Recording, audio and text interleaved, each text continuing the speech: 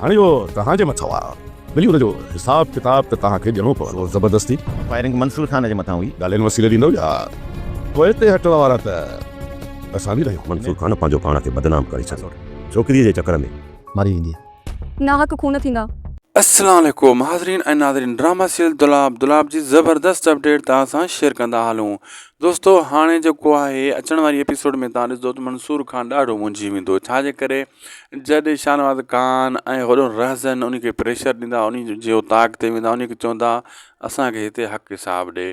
जीअं ॾे ॻाल्हियुनि ज़रिए ॾिए जहिड़े ज़रिए ॾिए या ज़ोर ज़बरदस्ती सां लेकिन असां छॾींदासीं कोन इहो तोखे ॾियणो पवंदो। ऐं ॿी ॻाल्हि इहा बि रखंदा त छोकिरी बि वापसि कर छोकिरी तो वटि आहे। इहा ॻाल्हि ॿुधी मंसूर खान परेशान थी वेंदो मां तो तव्हां किलो निकितोसि छोकिरी काॾे वई उहो इहो ई सोचींदो छोकिरी खे ई मारे आया आहिनि हाणे हरो भरो मूंखे ब्लैकमेल था करनि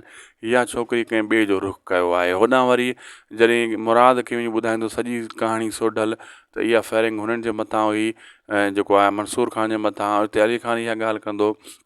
हिकु छोकिरी जे करे मंसूर खान पंहिंजी इज़त खाक में मिलाए छॾी लेकिन उते मुराद चवंदो न ईअं न आहे को वजह हूंदी थी सघे थो मथां उनखे बदनाम कयो वञे लेकिन सोढल चवंदो न सोटी जो सच आहे मंसूर खान वाक़ई पंहिंजी छोकिरी जे करे इज़त ख़राबु कई आहे लेकिन इहो कोन ॿुधाईंदो त हू मूं वटि आहे उनखे मूं पनाह ॾिनी आहे। हिते जेको आहे इन लाइ लिकायूं वेठो आहे सोढल त हू निकाह जे तलाक जेको आहे टोड़ाईंदो कंहिंजी गुलपरी जी ऐं उनखे ब्लैकमेल कंदो राजन ऐं ककर वारनि खे कंहिंखे बि न ॿुधाईंदो हू लिख छुप में उनखे क़ैद कयो वेठो आहे ऐं छोकिरी खे बि दिलासा ॾींदो रहंदो सोढल त मां तोखे छॾे ईंदुसि लेकिन छॾे न ईंदो सुखियो न छॾींदो।